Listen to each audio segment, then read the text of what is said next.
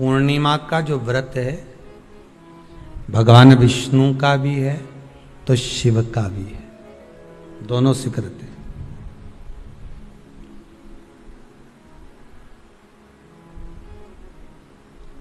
दोनों स्वीकृत है। जिसका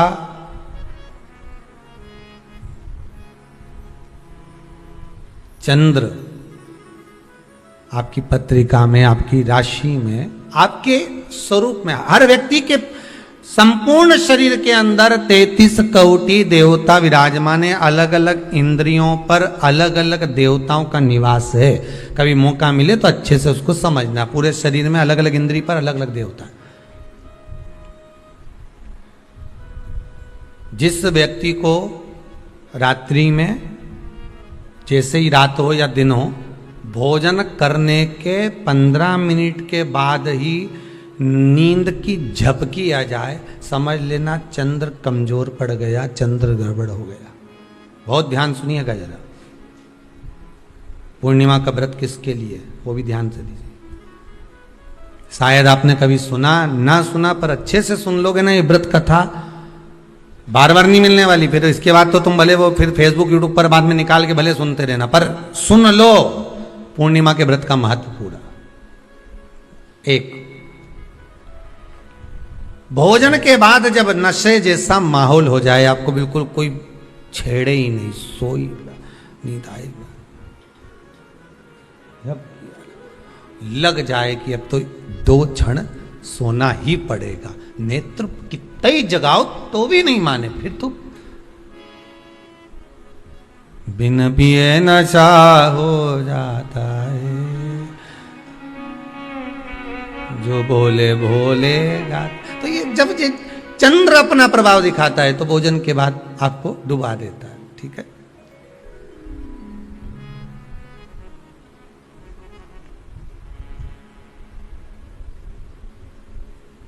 एक बहुत सरल भाषा में कहेंगे, आपको थोड़ा समझना पड़ेगा कि कहीं कहीं आपने सुना होगा कि 14 और पूर्णिमा पे कहीं गया होगा इसलिए ऐसा हो गया। बोले सुना है कि नहीं सुना? 14 पूर्णिमा पे कहीं गया होगा या 14 पूर्णिमा पे कहीं गई होगी तो ऐसा हो गया। क्यों कहते हैं, उसका कारण क्या है?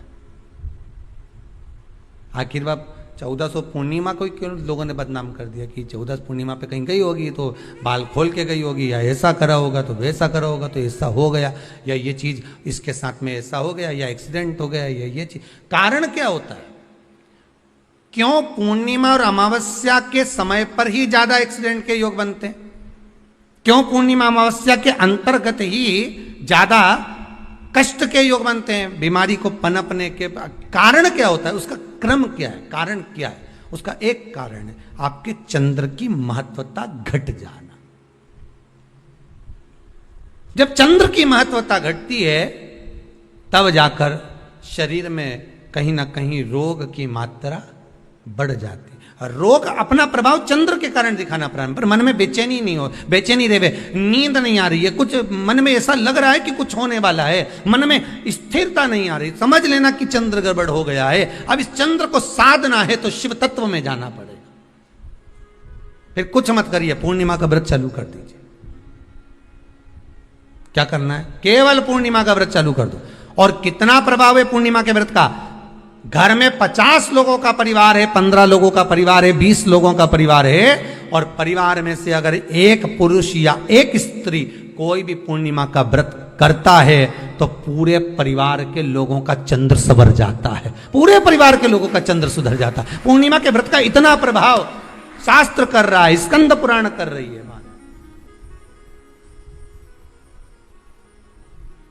पर व्रत कब से लेना है पूर्णिमा का? चैत्र की पूर्णिमा से। ठीक है, नहीं तो तुमने सोचा इतना महत्व सुना है पूर्णिमा के व्रत का तो मैं तो आज से नहीं खाऊं कछु।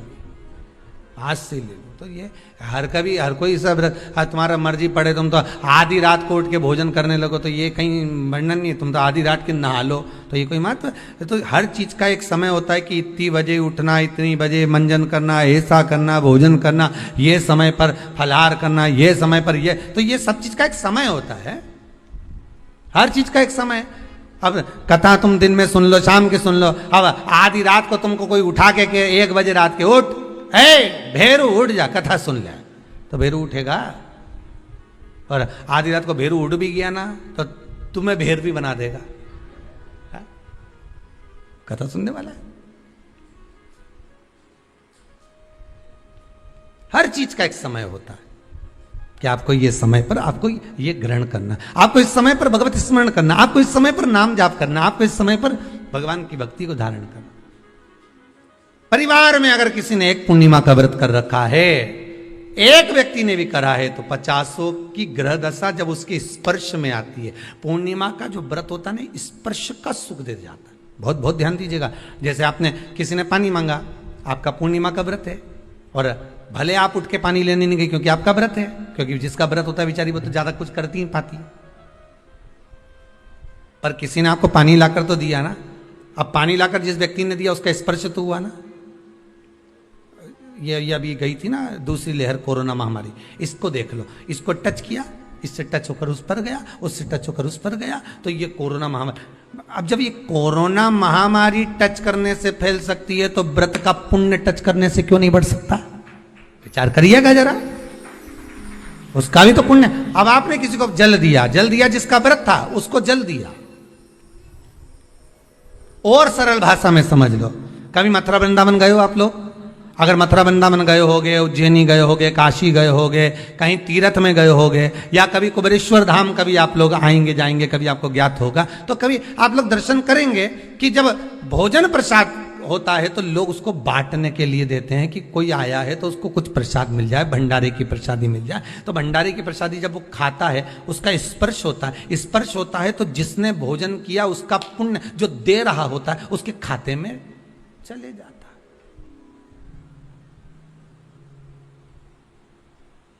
उसके खाते में गया वो। पूर्णिमा के व्रत का नियम है, घर में एक सदस्य भी कर रहा है, किसी ने उसको भोजन बनाकर थाली में कुछ प्रसाद फलाहार सामग्री दी, उसका स्पर्श बड़ी बहू को हुआ, बड़ी बहू रसोई घर में गई, उसने बाकी की चीजों को छू लिया, उसको देवरानी ने छू लिया, देवरानी ने कोई बर्तन छुआ, उससे तीसरी देवरानी ने देखा, उसने कोई चीज छू ली, तो वो छूते छूते छूते छूते वो पूर्णिमा का प्रभाव पूरे घर के लोगों को हो जाता है, और उनका चंद्र इतना प्रबल हो जाता है कि अपने आप उनकी बेचैनी, उनकी आलसता समाप्त हो जाती है। नहीं तो एक व्यक्ति के कारण पूरे चंद्र दशा खराब। एक दुखी तो सब दुखी, एक सुखी तो सब सुखी। वो देख ले कि यहां इसको सुख मिल गया है, अब ठीक है।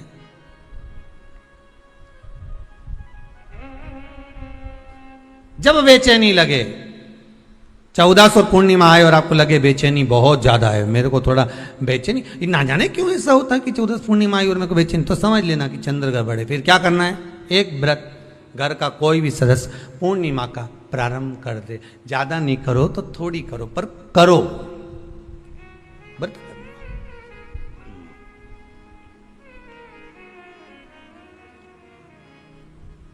बहुत क्लेश हो रहा,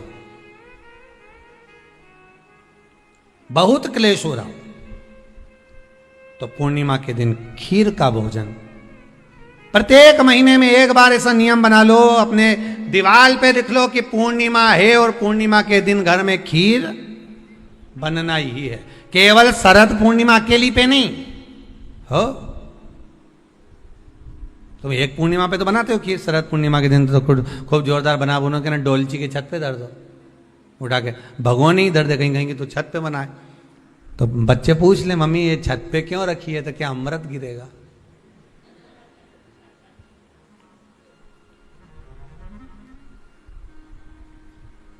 अब बोलो जम के जरा, क्या गिरेगा? अमृत गिरेगा।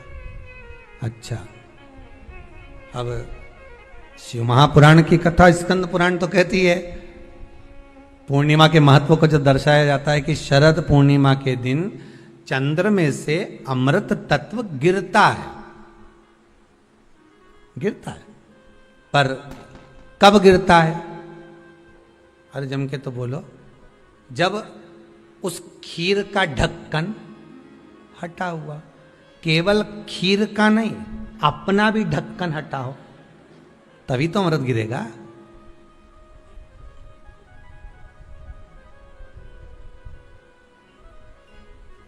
अब दिमाग में तो ढक्कन बंद है, खीर रख दी छत पे। भगवान मन में सोच रहे कि देवताओं को अमृत कब मिला था? जब उन्होंने मेरा नाम पुकारा था।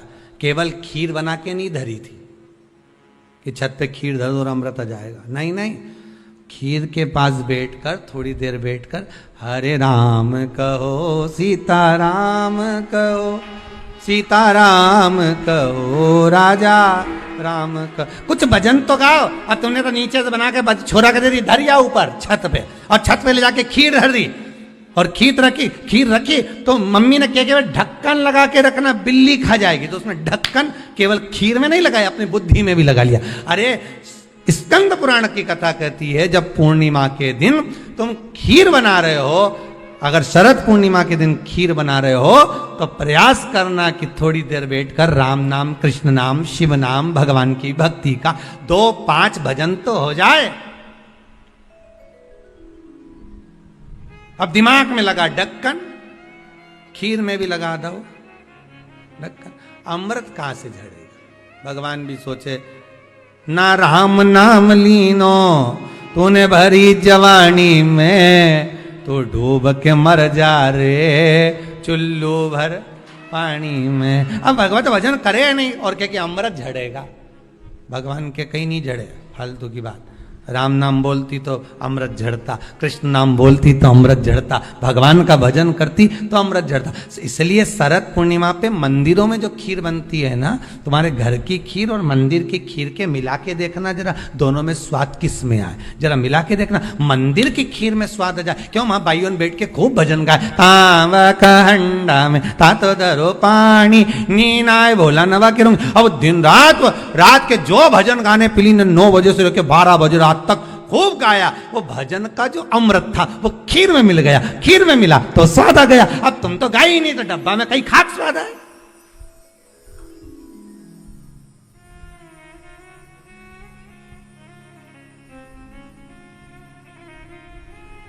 अब रात्रि को छोरा से क्या, जा खीर उठाना नीचे, जो खीर लेके आया ने खा के देखी तो ये खीर तो फटी गई। अब खीर ही फट गई। छोरा से 2 धर के दिया, कर तो ढाक के नहीं आया? नहीं ढाक के आया। तो इसमें तो मैंने वो चिरौंजी डाली थी, दाग चिरौंजी, पर ये बिजली का कीड़ा होने कहां से? और डाली थी दाग चिरौंजी, आ गए हम। उस समय पे बिजली का कीड़ा बहुत चले, शरद पूर्णिमा के टाइम पे काला वाला, और एक ही आ जाए नहीं तो पूरा इलायची का स्वाद दे जाए। अब डाली थी दाग चिरौंजी, आ गया वह कीड़ा भी।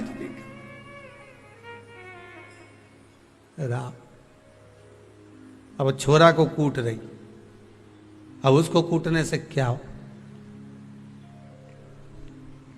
ये तो उसी में का हाल नहीं हो गया। एक बच्चा घर आ गया दौड़ के, माता जी ने पूछा क्यों तू वापिस घर क्यों आ गया? स्कूल नहीं जा सकता था? स्कूल में बैठने का कहा था ना तेरे को, क्लास में बैठने का कहा था तेरे को, तो घर में क्या कर रहा है कि नहीं जाना मेरे को स्कूल? तो क्यों नहीं जाना? नहीं जाऊंगा, नहीं जाऊंगा। तो छोरा से तू जाए क्यों नहीं? नहीं जाऊंगा, नहीं बोल दे, नहीं जाना बस। अरे तो हुआ क्या ये तो बता। कि मारसा बेनी हमारा टीचर, हमारा गुरुजी माँ साहब, उनने बोर्ड पे लिखा महाभारत, और हमसे पूछे किसने लिखी, तो हमने कह दिया तुम नहीं लिखी।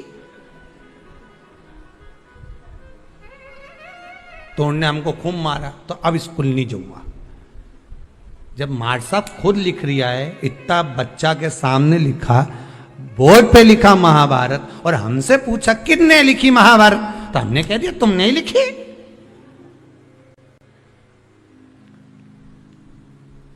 और उनने तो हमको टेबल पे खड़ा करने खूब दोचा, जैसे मंदिर के घंटा हो, खूब बजाया, खूब मारा। इसलिए अब नहीं जाऊंगा स्कूल। इतने में माँ ने हाथ पैर जोड़े, वो महाभारत किसने लिखी थी ये पूछा था, तो हम वही तो बोल रहे हैं माँ साहब ने लिखी थी। हम कौन से अलग बात बोल रहे हैं, हम भी तो बोल रहे हैं कि टीचर ने लिखी, माँ साहब ने लिखी। तू नहीं सुधरेगा कभी जिंदगी में। हम तुमसे इतना सा पूछ रहे हैं, महाभारत किसने लिखी? माँ साहब ने लिखी, टीचर ने लिखी। और देखो मम्मी, भाई सुन ले, आई तू भी सुन ले, अब बार बार महाभारत की मत पूछना मेरे से। एक बार बोल दी मैंने उनने लिखी, उनने लिखी, उनने लिखी, अब बार बार मत पूछना। पिताजी आ गए दुकान से, खेत से, क्यों रे छोरा आज तो स्कूल नहीं गया? गया था। तो फिर बस सन ने खूब मारे, तुम भग आया। क्यों भग के आया? ऐसा क्या कर दिया तूने? तो मार साहब खुद लिखे, बोर्ड पे लिख दी महाभारत, और मुझसे पूछ रहे महाभारत किसने लिखी। मैंने भी कह दी तुमने ही लिखी। तो मार साहब ने खूब मारा, मैं अब नहीं जाऊंगा। तो पिताजी बोले रे मूर्ख, तुझे बता देना तो महाभारत किसने, तो वही तो बताया कि मां साहब ने लिखी। पिताजी भी क्या बोलेगा। हम भी इसी भ्रम में महाराज, हम सोचे कि हम बस खीर में अमृत झड़ेगा। भगवान के जब झड़े जब राम बोले, अमृत जब झड़े जब कृष्ण बोले, अमृत जब झड़े जब भगवान का भजन होवे। केवल खीर बना के डब्बा को छत पे रखने से अमृत नहीं झड़ता। भगवान के भजन के साथ अमृत तत्व की जो प्राप्ति होती है तो वो आनंद ही दूसरा हो। किसी ने भजन में गाया है, आपने सुना होगा, अमृत है हरि नाम प्रभु का, अमृत है हरि नाम प्रभु का, इसे छोड़ विष पीना क्या, हरि नाम नहीं तो जीना क्या, प्रभु नाम नहीं तो जीना क्या। ये अमृत तत्व भगवान की भक्ति का होना चाहिए। ये अमृत तत्व परमात्मा के भाव का, निर्मलता के भाव का होना चाहिए। तो स्वाद। मेरा निवेदन है, अगर तुम्हारे घर में अशांति ज्यादा होती है, क्लेश बड़ा ज्यादा होता है, आप पूर्णिमा का व्रत करें ना करें, पर पूर्णिमा को खीर प्रसाद घर में अवश्य बना।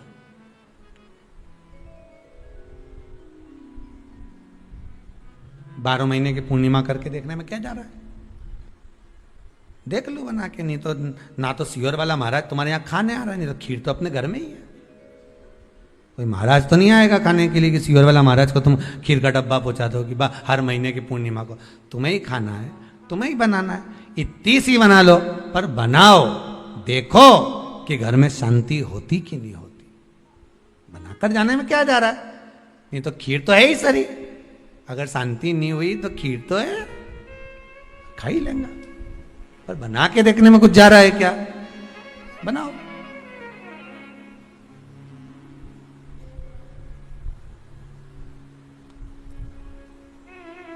उसकी महत्वता को जानना है।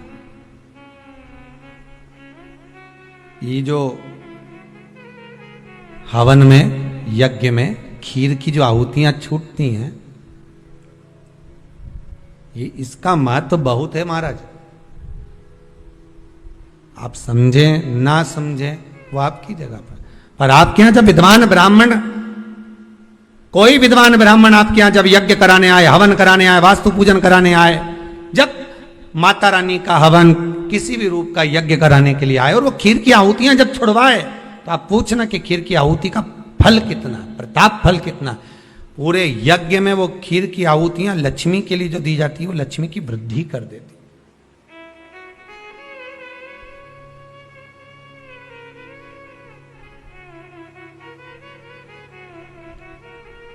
उसका महत्व कितना बढ़ जाता है, उसका महत्व कितना प्रबल हो जाता है। खीर क्या होती है, बनाइए एक बार।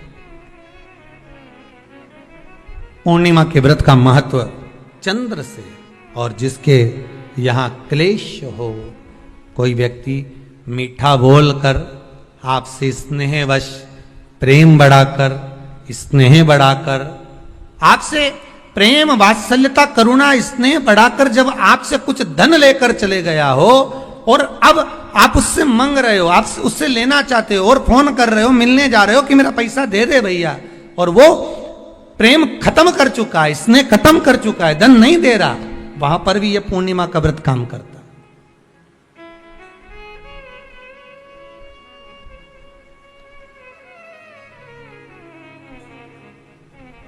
वहां पर भी पूर्णिमा का व्रत काम करता है। कहा व्रत करने वाला व्यक्ति जो पूर्णिमा का व्रत करता है, चावल का अक्षत का श्वेत वस्त्र में सफेद कपड़े में अक्षत रखकर, जो जिससे धन लेना है प्रेम वश लेकर गया है, स्नेह वश लेकर गया है और नहीं दे रहा है, उसका स्मरण कर कर ब्राह्मण देव को दे देने पर भी महाराज चंद्र की दशा सुधर कर लक्ष्मी का भाव वापिस प्राप्त हो जाता, पुनः वापिस। ग्रहण अगर पड़ता है तो परिवार में शास्त्रों में ऐसा वर्णन आता है कि गेरू, गेरू मतलब लाल चंदन।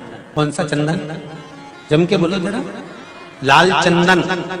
ये गेरू तो बाद में आप लोगों ने उधर पे लगाना चालू करा, पर नियम ये है कि गर्भ में अगर बच्चा रहता है तो ग्रहण पड़ता है, चंद्र ग्रहण पड़े, सूर्य ग्रहण पड़े, तो जो नारी का गर्भ रहता है, भले वो 3 महीने का हो, 2 महीने का हो, 1 महीने का हो, 8 महीने का हो, 9 महीने का हो, 10 महीने का, नारी का अगर गर्भ है तो बुजुर्ग लोग भी कहते हैं, उनको ये भले नहीं मालूम होगा कि क्यों गेरू लगाते, गेरू नहीं, लाल चंदन की 3 रेखा नारी को अपने पेट पर खींच लेना चाहिए। क्या होता है तो कहा बच्चा विपरीत पैदा नहीं होता, बच्चा स्वतंत्र स्वस्थ अच्छा पैदा होता है। पूर्णिमा के नारियों को, स्त्रियों को अखंड सौभाग्य के लिए, जो नारी वैधव्य नहीं होना चाहती है, उस नारी को पूर्णिमा के कितने व्रत करना चाहिए। जिस नारी के यहाँ संतान नहीं हो, औलाद नहीं हो, उसको पूर्णिमा के कितने व्रत करना चाहिए। जिस नारी का पुत्र पति बहुत बीमारी से ग्रसित हो, लग रहा हो कि ये मेरा बेटा बहुत बड़ी बीमारी में घिरा हुआ है, तो नारी को कितने व्रत करना चाहिए। स्वयं भगवान कृष्ण ने माता यशोदा को द्वापर में भी बताया है कि पूर्णिमा के 32 व्रत होते हैं। कितने व्रत होते हैं? 32।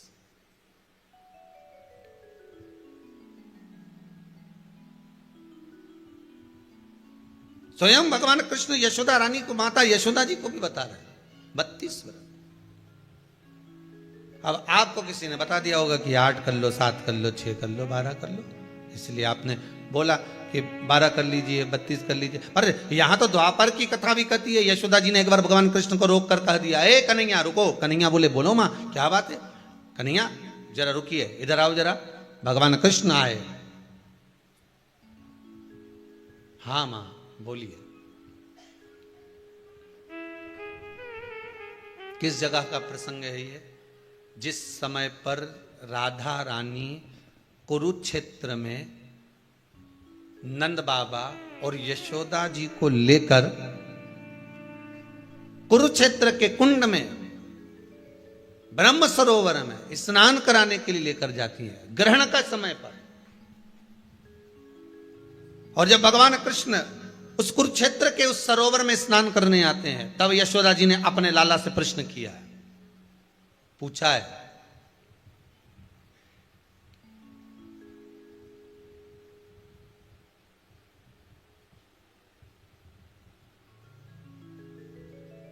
कि नारी वेधव्य होकर ना मरे।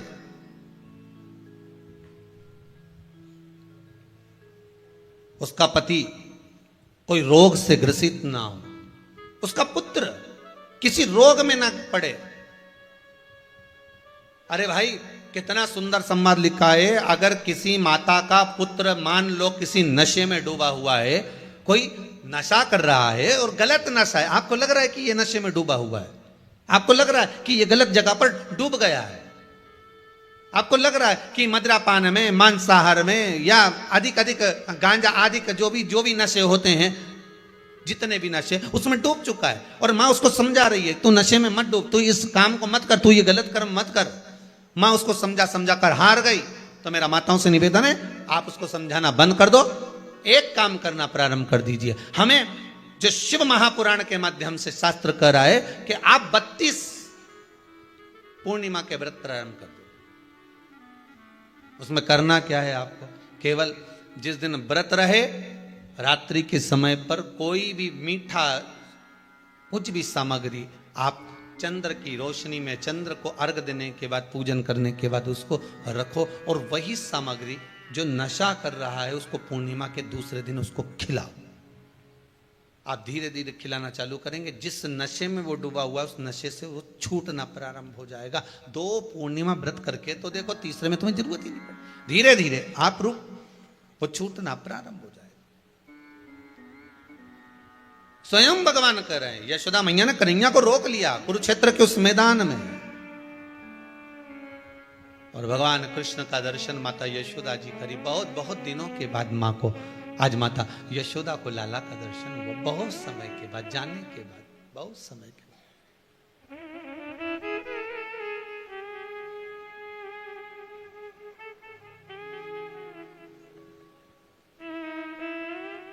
महापुराण की कथा कहती है, महाराज पूर्णिमा का जो चंद्र है वो विशाल काय है, और उस चंद्र की पूर्णता में हमारी अभिलाषाएं भी पूर्ण हो। आप आस्था चैनल के माध्यम से जितने लोग कथा सुन रहे हैं, फेसबुक यूट्यूब पर जितने कथा सुन रहे हैं, और कुबेरेश्वर धाम में जितने कथा सुन रहे हैं, आप में से कितने लोग हैं जो पूर्णिमा का व्रत करते हैं? जो माताएं करती हो जरा हाथ उठाइए। पूर्णिमा का व्रत जो करती है, करते हो ना आप लोग? रखिए हाथ। अब पूर्णिमा के व्रत में आपने कई बार किताब पढ़ी होगी पूर्णिमा की, या आपने व्रत किया होगा, या पूर्णिमा का व्रत आप धारण करे होगे, तो उसमें पूजन कौन से भगवान की होती है? पूर्णिमा के व्रत में किस भगवान की पूजन होती है? तो कहा पूर्णिमा के व्रत में केले के खंभ लगाकर पूर्णिमा का जो अध्यापन होता है, पूर्णिमा की जो पूजन होती है, उस पूजन में शंकर और पार्वती की पूजन की जाती है, शिव और नारायण की पूजन करी जाती है, शंकर और पार्वती का स्मरण किया जाता है। किसकी पूजन होती है? शिव पार्वती।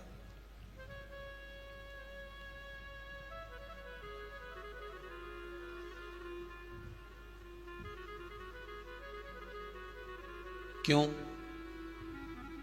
शंकर और पार्वती का पूजन क्यों करा जाता है पूर्णिमा के व्रत में? क्योंकि शिव और माता पार्वती ही केवल एक ऐसे हैं जिन्होंने अपूर्ण लक्ष्मी को भी पूर्ण बना दिया था। किसको पूर्ण बनाया है? लक्ष्मी। शरद पूर्णिमा के दिन अगर आप शंकर भगवान को एक लोटा पानी अगर शिव को समर्पित कर रहे हो, श्वेत पुष्प को रख कर शंकर जी के ऊपर सफेद फूल को चढ़ाकर अगर एक लोटा जल भी, एक पात्र जल भी शंकर को समर्पित कर रहे हो, तो ये लक्ष्मी के लिए ही तो कर रहे हो। और कौन सी लक्ष्मी? पूर्ण लक्ष्मी। पूर्ण लक्ष्मी। आपको पहले भी कथा में कहा, एक बार भगवान विष्णु के सामने लक्ष्मी मैया ने बहुत तेज स्वर में कह दिया था, नारायण, दुनिया के लोग आपका नाम जपते हैं, दुनिया के लोग नारायण नारायण कहते हैं, दुनिया के लोग आपका भजन करते हैं, पर सत्य मायने में कहूं ना तो मेरे बिना दुनिया के लोगों की नहीं चल सकती, मेरे बिना दुनिया नहीं चल सकती, संसार मेरे बिना नहीं चल सकता। भगवान विष्णु ने कहा, ये तो गलत है लक्ष्मी आपका कहना। एक दिन लक्ष्मी को अहंकार आ गया, अहंकार के संबोधन जब माता लक्ष्मी करने लगी तो भगवान, उसी समय पर भगवान विष्णु को क्रोध आ गया और भगवान विष्णु ने कह दिया, लक्ष्मी तू इतनी बड़ी बड़ी बात कहती है कि तेरे बिना नहीं रह सकती संसार। मैं तुझे कहता हूं लक्ष्मी, तू अपूर्ण है, तू अपूर्ण है, तू पूर्ण कब हो गई?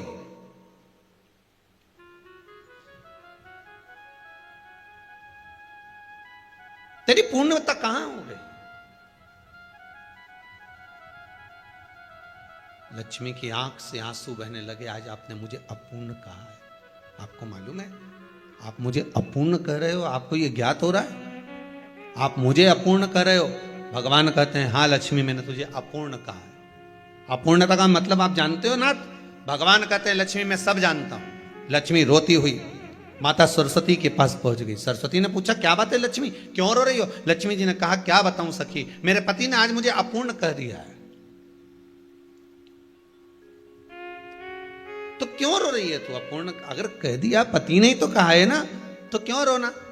चल मेरे साथ में। और सरस्वती मैया माता लक्ष्मी को लेकर सीधे पहुंच गई माता पार्वती के यहां। माता पार्वती के यहां जब पहुंची है, माता पार्वती जी ने लक्ष्मी जी को देखा और सरस्वती को देखा तो पूछा कि बात क्या है, क्या हो गया ऐसा, क्या हुआ, क्या है ऐसा जो तुम दोनों आज मेरे पास में आई? क्या हुआ? पार्वती जी कुछ बोलती, शिव जी का ध्यान माता सरस्वती की ओर और लक्ष्मी की ओर गया और भगवान शंकर जान गए कि आज भगवान नारायण ने लक्ष्मी जी को अपूर्ण कहा है। अब देखें माता पार्वती क्या कर सकती है, इसको पूर्ण बनाने के लिए करेगी क्या? क्या हुआ? माता सरस्वती जी बोली लक्ष्मी को अपूर्ण कह दिया। अपूर्ण कह दिया? हाँ, तो क्या सोचना उसके लिए, इसको मैं अभी पूर्ण बना देती हूं। माता जगत जननी पार्वती ने गोदी में विराजमान गणेश जी को उठाया और उठाकर लक्ष्मी जी की गोद में दे दिया। ले लक्ष्मी, आज से तू पूर्ण हो गई। लक्ष्मी आज से तू पूर्ण है। गोदी में जब तक संतान नहीं है तो नारी को लोग अपूर्ण समझते हैं, पर माता पार्वती जी ने संपूर्ण ब्रह्मांड में एक सिद्धता प्रदान कर दी कि अपने गोदी के लाल को, अपने गोदी के पुत्र को माता ने लक्ष्मी की गोद में देकर लक्ष्मी को